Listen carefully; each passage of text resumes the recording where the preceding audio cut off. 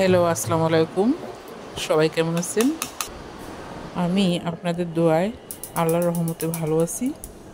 রান্না করতে গিয়ে দেখি আমার ধনিয়ার গুঁড়া শেষ হয়ে গেছে।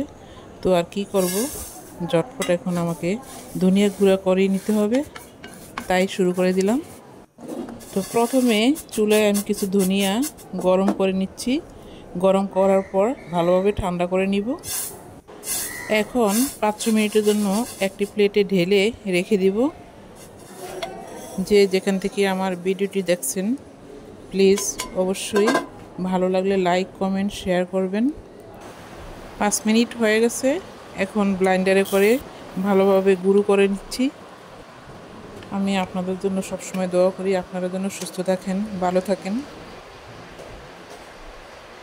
আপনাদের একটি কমেন্ট আমাকে আরও নতুন নতুন ভিডিও তৈরি করতে উৎসাহ জাগিয়ে তুলবে। সবাই আমার মতো চেষ্টা করবেন সব ধরনের মশলা ঘরেই তৈরি করে খাওয়ার জন্য, কারণ হাতে তৈরি মশলাটা কিন্তু খুব স্বাস্থ্যকর, খেতেও অনেক টেস্ট। দেখুন, ধনিয়ার গুঁড়া একদম রেডি। ভিডিওটি শেষ করার আগে প্লিজ সাবস্ক্রাইব করে দিবেন।